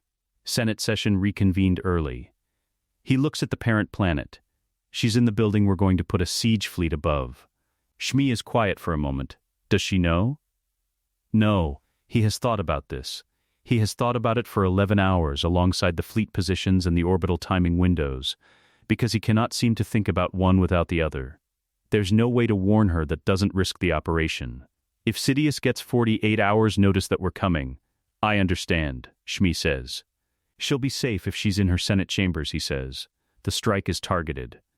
We're not. He stops. Starts again. She'll be safe. Shmi looks at her son, the frost-gray light on his face, the tension in his jaw that he learned to keep out of his voice but never fully learned to keep out of his face. Not with her. Ani, she says. Just that. He looks at her. She'll be safe. Shmi says. And then, you can tell her yourself. He looks back at the planet. Something in his jaw releases, fractionally. You like her, he says. I think she sees you clearly, Shmi says. That's rarer than people understand. He is quiet for a long time. The planet moves overhead in its slow arcs. After this, he says, when it's done. He doesn't finish the sentence. He doesn't need to. Shmi puts her hand over his, both of them wrapped around the cup. After this, she agrees. The full Shadow Collective command briefing happens at midday. Every commander, every logistics head, every Death Watch flight officer, assembled in the plateau hangar, the rock walls amplifying the collective presence into something that has physical weight. Anakin stands at the front. Maul is behind his right shoulder, which is where Anakin stood for 6 years, and which is now, in the specific grammar of how they move through rooms together, reversed. Anakin briefs them for 22 minutes. He covers the orbital engagement parameters, the communication array targets, the Senate District ground route, the Jedi contingency, the extraction sequence. He covers what success looks like, and what the 4 most likely failure points are, and what the contingency response to each one is. He speaks without notes. He moves through the material the way Maul moves through a fight. No wasted motion. Each piece placed exactly where it needs to be, the structure of it so clean that the room follows it without effort. When he finishes, the hangar is quiet for a moment. Pre Vizsla speaks first. What's our objective if the orbital engagement runs longer than 30 minutes? Hold the engagement and send me a signal, Anakin says. I'll adapt the ground timeline. And if the Republic Navy brings in reinforcements from Corellia, their nearest fleet element is 42 minutes out. Then you have 42 minutes, Anakin says, which is 30 minutes more than you need. Vizsla looks at him. The darksaber on his belt catches the hangar light. Something in his expression is the Mandalorian equivalent of satisfied. The briefing ends. The commanders disperse to their pre-deployment positions. The hangar fills with the organized motion of a military force transitioning from preparation to execution. Maul stands beside Anakin as the room empties. You've given this speech before, Maul says. Not this one, Anakin says. No, Maul says, but the version of you that gives this speech. You've been building him for a long time. Anakin looks at the emptying hangar. The fleet positions on the table behind them. The 6 Death Watch veterans checking their equipment in the hangar's far corner, each one moving with the precise economy of people who have done this enough times that preparation has become ritual. You built him, Anakin says. Maul shakes his head. Once, the gesture is small and absolutely unambiguous. I gave you the grammar, Maul says. The sentences were always yours. Deployment begins at dusk. The fleet lifts from Zanbar's plateau hangars in sequence. Death Watch fighters first. Then the Pike heavy carriers. Then the Black Sun coordination vessels. And finally the Scimitar, climbing through the cold atmosphere into the star scattered dark above the moon. Anakin stands at the viewport as Zanbar falls away beneath them. The frost-gray scrub and the black rock plateau shrinking to a feature, then a shape, then nothing as the moon curves away and the stars assert themselves in every direction. Maul sets their hyperspace coordinates. His hands on the controls are steady, as they always are. Ready? He says. Anakin looks at the stars. He thinks about a boy on his knees in the dirt outside a junk shop, with blood drying on his lip, looking up at a red and black stranger who crouched down to hear his answer. Because it mattered. He thinks about the twin blades, the gauntlet, the Mandalore campaign, the Coruscant rooftop 300 meters from a penthouse window. He thinks about a lake at dusk and a woman at a railing watching the silver water and the specific weight of something that took up space without being named. He thinks about his mother's hand over his in the frost-gray dawn. Yes, he says. The stars outside the viewport stretch and blur. The fleet makes the jump together, 17 ships folding into hyperspace in the same moment, and Coruscant is 12 hours away. Coruscant orbit. The planet fills the viewport like a god looking back, city light from pole to pole, the Terminator line between day and night, a blur of orange and gold, where 10 trillion lives press against the dark. From up here it looks like something burning from the inside. too large and too bright to be threatened by anything smaller than itself. The Shadow Collective fleet drops out of hyperspace in assault formation. The Republic Navy's outer defense grid registers 17 contacts, and the alarm goes up in the same second. Automated klaxons in the Coruscant Orbital Defense Command Center. Duty officers moving from standby to crisis posture in the specific controlled urgency of people trained for exactly this, and privately certain it would never actually happen. It is happening. Pre Vizsla's voice comes over the fleet channel, clipped and steady. All wings. Engage on my mark. A pause, the length of a breath. Mark. 17 Shadow Collective ships become a single directed force. The Death Watch fighters split into 3 elements, 2 flanking to bracket the Republic's outer picket line, 1 driving straight through the center to force a response commitment before the defense grid can fully coordinate. The Pike carriers hang back, launching their repurposed fighter complements and using their mass to anchor the engagement's edges, making the battlefield the shape Anakin designed rather than the shape the Republic would choose. The orbital engagement is loud and enormous, and not Anakin's problem. He is already inside the atmosphere. The scimitar comes in below the engagement's debris field, running a trajectory that hugs the upper atmosphere's ionization layer where sensor resolution degrades. Maul flies it himself. He has been flying this ship for a decade, and he does not need the instruments for the maneuvers that matter. They breach the cloud layer above the Senate district at speed, and the city comes up fast. The towers, the skylanes, the Senate building's distinctive dome rising above everything around it, lit from below in the blue-white of Republic authority. Maul sets the scimitar down on a maintenance platform 7 levels below the Senate building's public entrance, a platform that appears in no official registry because it services the building's environmental systems and was designed to be accessed by droids, not people. This is also in Dooku's files. Dooku was thorough. The 6 Death Watch veterans are already in position when the ramp drops. Anakin comes down the ramp with both sabers on his belt and his forearms bare in the cold Coruscant air. He looks at the Senate building above them, the service corridors that connect this platform to the building's internal access grid, the route he has memorized to the point where the map lives in his body rather than his mind. 4 minutes to the Chancellery level, he says. Move. The Senate building's internal security is considerable and completely unprepared for what comes through the service corridors. The 6 Death Watch veterans are not elegant combatants. They are efficient ones, Mandalorian-trained, armor-plated, moving in the overlapping coverage patterns that Anakin drilled into them over 8 months because he did not want brave people dying for positioning errors. They clear the service level, the maintenance junction, the 2 security checkpoints between the environmental deck and the Senate's mid-levels, in 7 minutes. The fighting is close and fast, and Anakin is at the front of it, which is where he told them he would be. He does not use the sabers in the corridors, too confined, too much collateral risk to people who are doing a job rather than choosing a side. He fights with his hands and his elbows, and the specific violence of someone who learned combat from a man who hit 3 people in 4 seconds and considered it unremarkable. The Republic security forces are trained for public order events, dignitary protection, and the specific threat profile of someone trying to reach a single target through a predictable approach. They are not trained for this. Anakin does not kill them. He puts them down, efficiently, without ceremony, in the way that says I have somewhere to be and you are between me and it, rather than I am here to hurt you specifically. Several of them will have significant injuries. All of them will wake up. He marks this as a choice, and moves on. They reach the Senate building's grand concourse on level 47, and the concourse is not empty.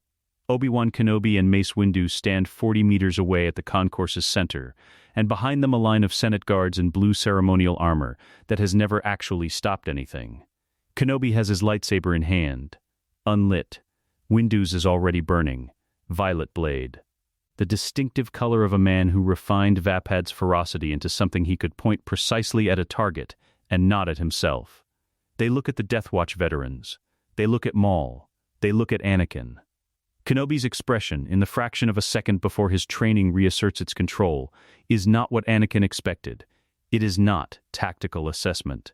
It is something more personal and more confused. The expression of a man whose pattern recognition is firing on something it can't place, reaching for a connection it doesn't have the data to complete. Windu has no such moment. He takes in the twin red sabers and the Shadow Collective insignia on the Death Watch armor and makes his assessment in under a second. "Stand down," Windu says. "Whatever you believe you're accomplishing here ends now." Anakin looks at them both. He thinks about what the outline of this moment has always been. Two Jedi in a corridor, standing between him and the ending of the thing that built the world he grew up in. Standing there in good faith, protecting a man who has been their patient, meticulous enemy for 15 years. The knowledge sits in his chest like a stone. "We are not here for you," he says. His voice carries the length of the concourse without effort, and it is completely level. "Move, or die for a chancellor who was never your friend." Windu's jaw tightens. "That's not your call to. Palpatine is Darth Sidious," Anakin says. The concourse is quiet for a moment that has physical weight. Kenobi's face does something complicated. Windu doesn't move, but something behind his eyes shifts. Not belief, not yet, but the involuntary crack that opens in certainty when something lands precisely at the fault line.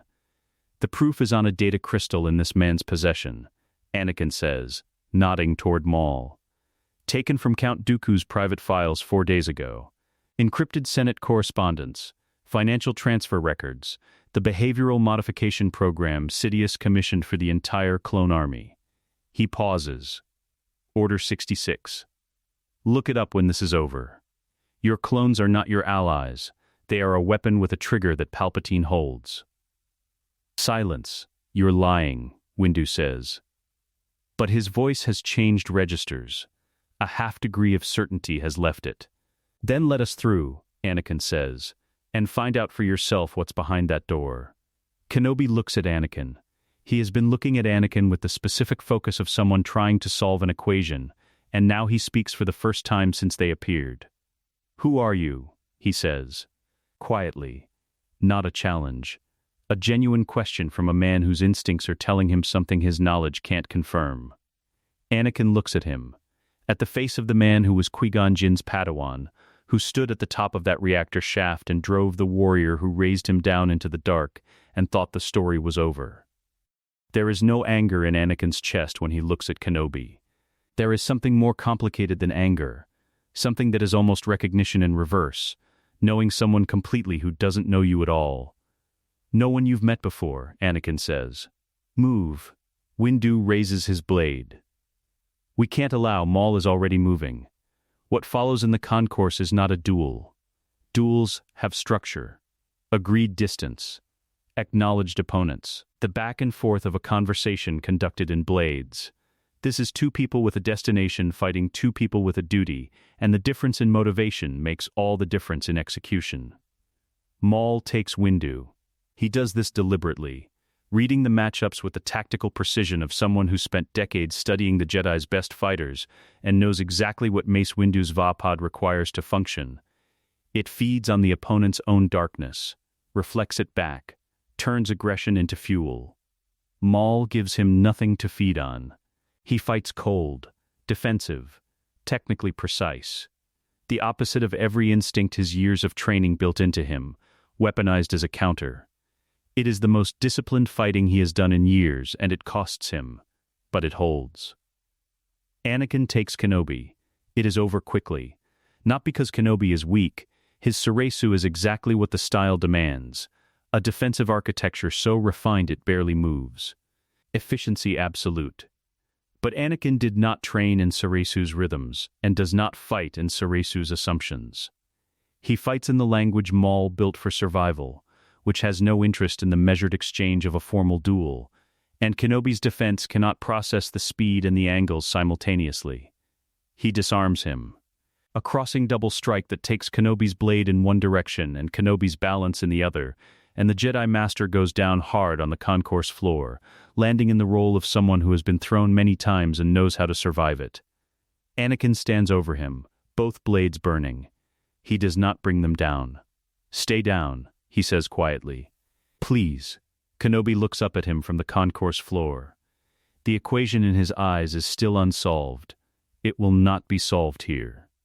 Anakin turns. Maul has Windu in a blade lock at the concourse's far end, Stalemated, neither one pressing, the violet and red sabers throwing mixed light across the floor. He meets Maul's eyes. Maul disengages.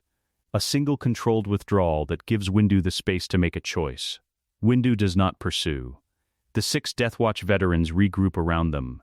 No one is dead. Anakin marks this as something worth carrying forward. They move. The Chancellery level is the top of the Senate building's central tower, the absolute apex of the most powerful building on the most powerful planet in the galaxy. And as they come up through the final service access corridor, Anakin can hear the orbital battle above them, muffled through a kilometer of durasteel and transparasteel, the distant percussion of a war he started and left to run without him. Vizsla's fleet is holding. His comlink gives him the signal. Green, steady. 26 minutes into the engagement. 4 minutes of buffer remaining. He doesn't need 4 minutes. The Chancellery doors are blast-rated durasteel, 3 meters tall, sealed from the inside. The lock is disengaged from within and cannot be bypassed from without. Anakin looks at the doors. He reaches out with the Force and takes the door mechanism in both hands, telekinetically, and pulls. The durasteel protests, a deep structural groan that runs the length of the door frame, and then the mechanism tears free from the inside mounting and the doors come open. He steps through. Maul is at his right shoulder. The Chancellery is dark. The city burns outside the floor to ceiling transparasteel, 10 trillion lives pressing against the glass. The orbital battle a distant flickering in the high atmosphere like the memory of lightning. In the center of the room, behind the Chancellor's desk, Sheev Palpatine sits in his chair. He is completely still. He is smiling.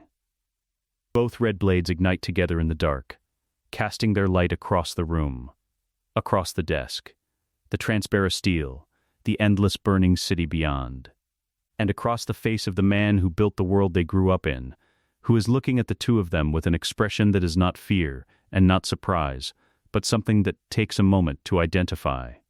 Anticipation. Palpatine rises from his chair. He does it slowly. Not from age or infirmity, he moves with the unhurried deliberateness of someone who has decided that speed is for people who are afraid of what happens if they pause. He straightens to his full height behind the desk and looks at the 2 red blades burning in his office, and his smile does not waver. "My apprentice," he says. His voice fills the room without effort, the practiced instrument of a man who has spent 50 years ensuring that every word he speaks lands exactly where he intends it. He is looking at Maul. And the boy from Tatooine. Now he looks at Anakin. "I wondered when you would find your way here." "You knew," Maul says. "I suspected," Palpatine says, with the precision of someone who will not overstate even in his final hour. The Phantom Warlord, the Dragon of the Rim. The intelligence was fragmentary, but the Force signature was not. He steps around the desk, no weapon yet, hands at his sides, over 20,000 midichlorians per cell. "Do you know how rare that is? I felt it once, a Force signature, from Tatooine, 8 years ago, and then it vanished into the outer rim." His eyes stay on Anakin. "And here it is. Here we are," Anakin says. Palpatine looks at them both, the Master and the thing the Master built, and his expression carries the specific quality of a man greeting an outcome he has already processed and accepted. "You've come to kill me," he says. "Yes," Maul says. "Then come," Palpatine says. "Let us see what my greatest failure and my greatest unclaimed prize can manage together." He raises both hands. The lightning comes without a saber, no ignition, no warning stance, just the Force unleashed as a weapon directly. Blue-white arcs jumping from his fingers and filling the room with the smell of ozone and the sound of something tearing. It hits Anakin's crossed blades first, and he absorbs it, the sabers conducting and dissipating, but the force of it drives him back 2 steps, and 2 steps in this room is significant. Maul attacks from the left while Anakin draws the lightning. He crosses the distance fast, Juyo and Ataru at full commitment, the ferocity of the one and the acrobatic aggression of the other. 40 years of refinement behind both, and his double blade comes at Palpatine in a sequence that should not be blockable by a single opponent. Palpatine blocks all of it. He produces his lightsaber from his robe and meets Maul's assault with one hand, while sustaining the lightning toward Anakin with the other, and the effortlessness of it is more frightening than the power. He is not working. He is not pushed. He looks at Maul across their locked blades with an expression of genuine, fond condescension, the look of a craftsman examining a tool he made and understands completely. "You were always my most perfectly constructed weapon," Palpatine says to Maul, their faces close in the lock. Rage, discipline, absolute loyalty to a master who never intended to keep you. He pushes Maul back with contemptuous ease. "I didn't fail you, my apprentice. I finished you. Everything you became after the reactor shaft, I made possible." Maul comes at him again. And again. And again. He is not listening to the words, or rather he is listening to them and choosing to burn them as fuel rather than carry them as weight, which is the only response left when someone who made you tries to claim the credit for what you built from the wreckage. Anakin closes from the right. The coordinated assault the plan called for. 2 lines of attack, 2 problems. The geometry of pressure that makes a single opponent's defense twice as expensive. Against anyone else it would be ending this now. Against Palpatine it buys them 40 seconds before he changes the terms. The force push comes from nowhere, not directed at one of them. At both.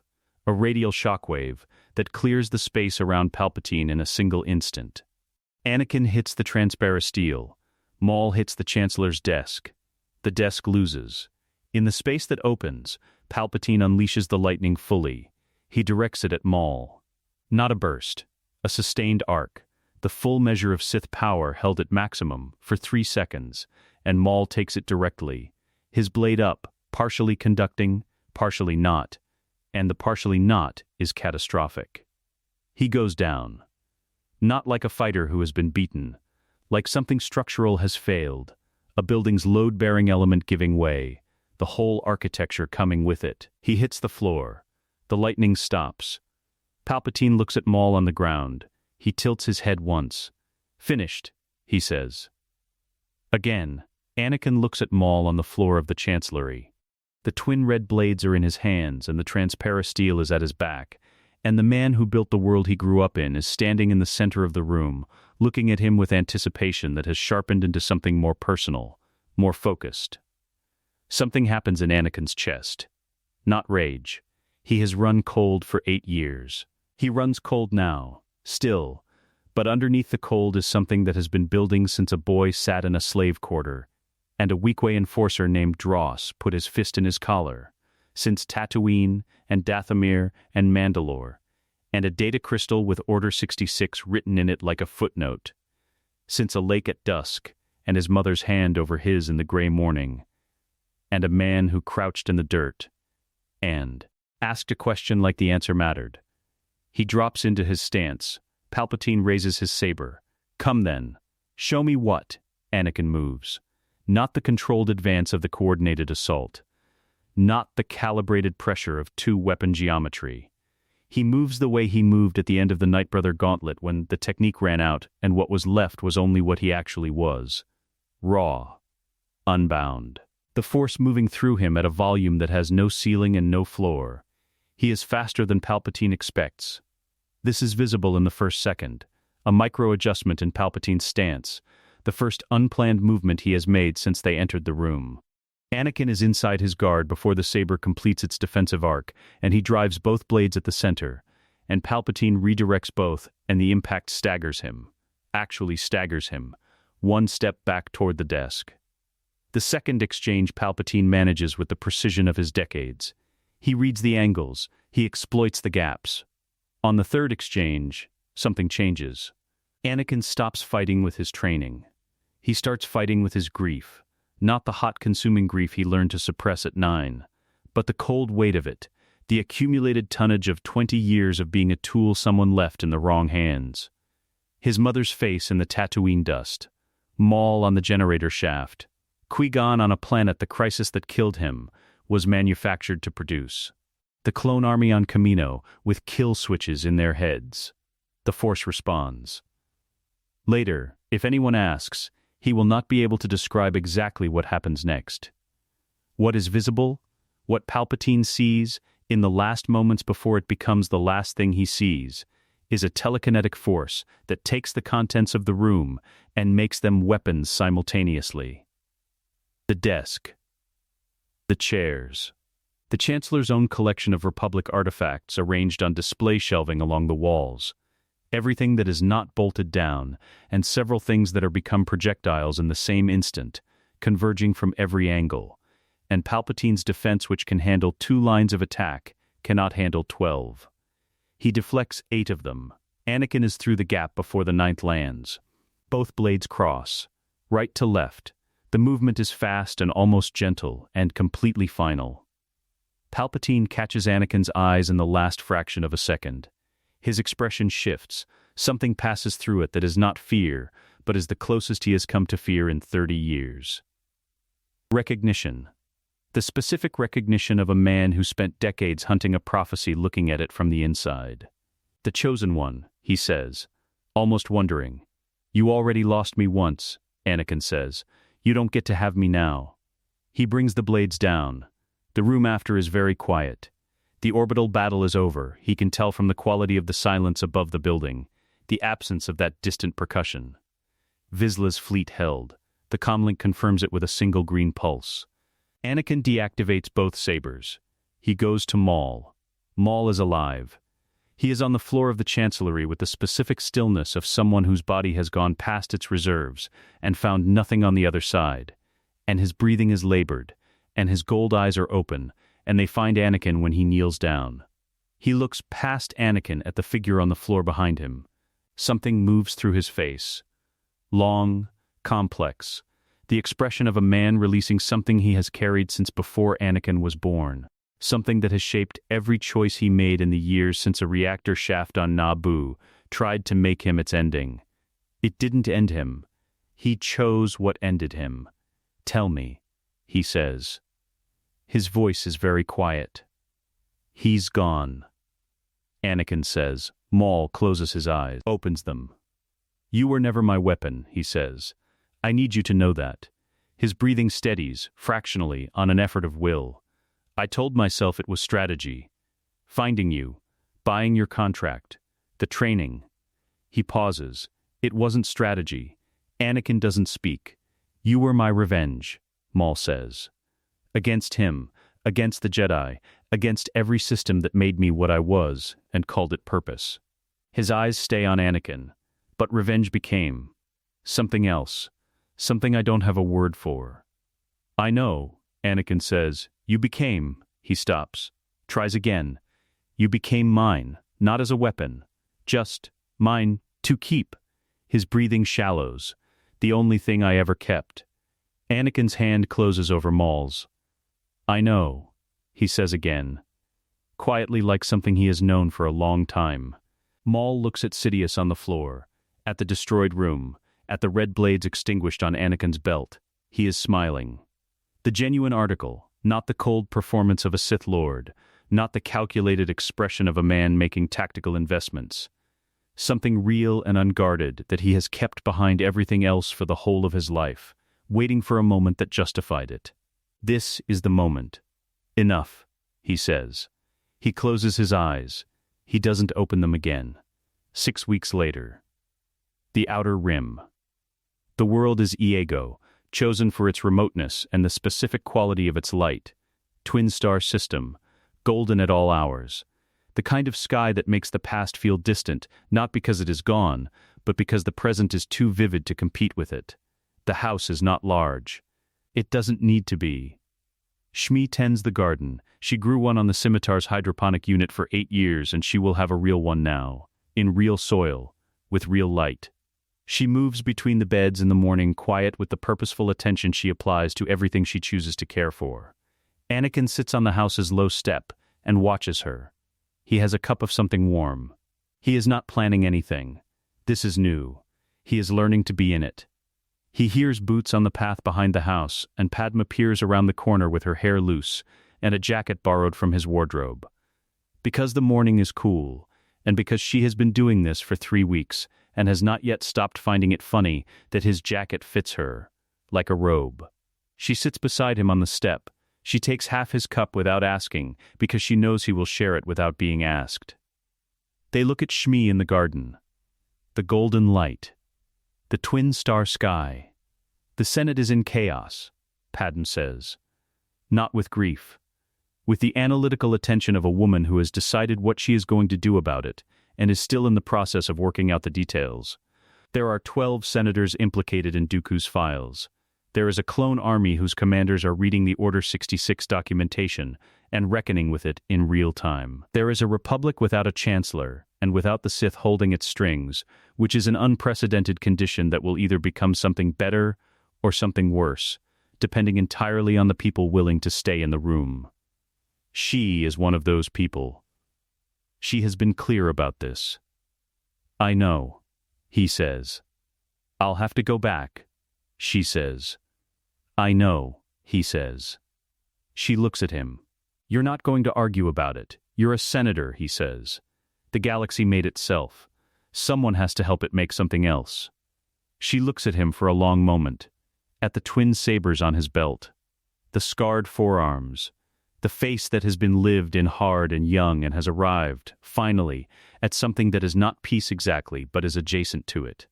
The expression of someone who has done the thing they were made for, and is now finding out what comes next. And you? She says. He looks at his mother in the garden, the golden light.